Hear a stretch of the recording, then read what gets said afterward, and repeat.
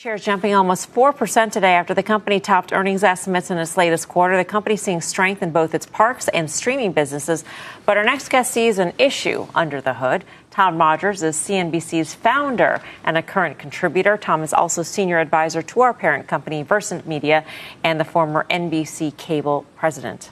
Tom, always great to be back. So what is the issue at Disney here in your view?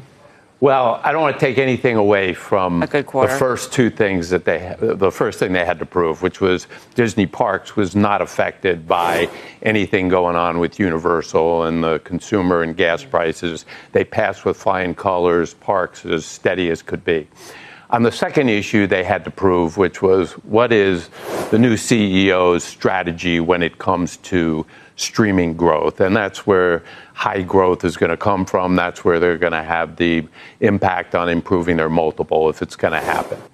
And interestingly, on the surface, they had a really good quarter on the entertainment streaming side. Revenue was up 11%. Margin was up 13%. Slow, steady, clear growth there. But they don't give much information anymore on subs. They don't give much information anymore on engagement. The one thing they give information on was advertising. And advertising on the entertainment streaming side was up 2.5%. Netflix, remember, made a huge deal that their advertising was going to double over the course of the year, up 100%. They're not in the same universe when it comes to that. Now, Disney's no slouch when it comes to advertising, even in streaming. They've led, other than YouTube, in terms of absolute advertising dollars. They have sports rights to leverage. They have the linear business, which is still getting rates at 60% CPMs higher than streaming CPMs to leverage. And 70% of their new subs, presumably, are taking the ad-supported service. And they're doing 2.5% ad growth. That tells me something is really off in engagement or sub growth or both. And that's going to have to be fixed. The fact that they didn't really address it at all tells me that the growth strategy of putting more TikTok verticals in there and talking about maybe a fast channel, that's interesting, but it's not going to solve a core issue that must be underlying that. Do you think using Disney Plus as sort of a portal to the Disney experience, enabling purchasing and things like that, could offset that pressure that they have to fix or improve advertising? I do, but even by their own words, Disney Plus is at the heart of that, and right. Content strength has to be at the heart of that. And if you look at their content budget of $24 billion or so, half of that is sports. Now, they said they were going to pour money into tripling the number of shows in international programming.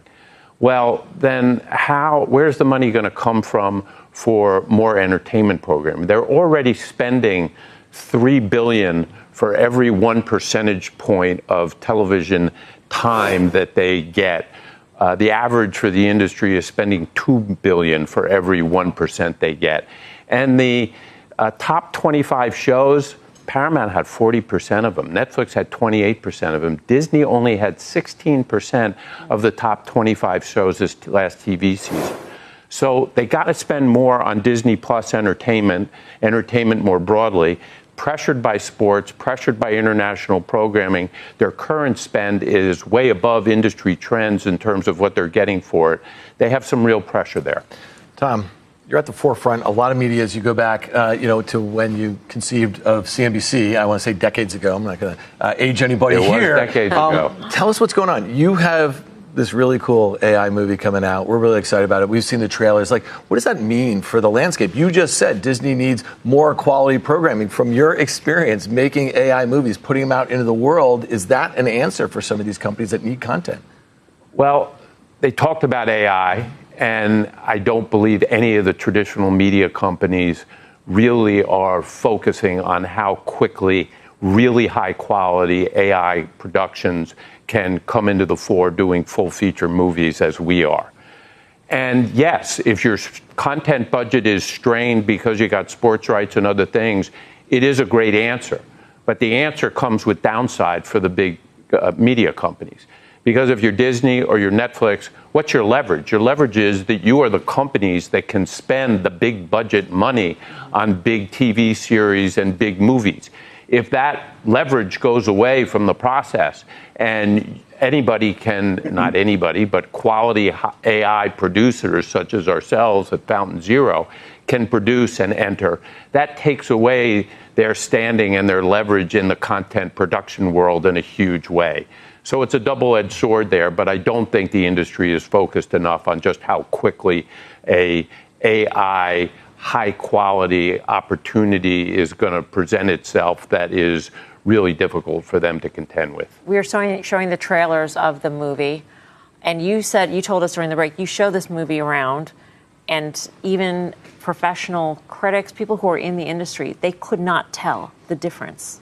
I showed it to somebody who was CEO of very well-known franchise that has been involved with more independent movies than anybody else, talking about Dreams of Violets, our first movie, right. Not Odysseus, The Fall, which is about to be released at the end of the month, and did not tell him it was AI generated, had no clue. And so that just tells you what level we are going to be able to produce at. Whether others are able to do that, we'll see, but it's certainly coming at the industry fast and furiously. Yeah. Neither of those trailers, I don't think you could tell, is AI. It's amazing. Tom, thank you.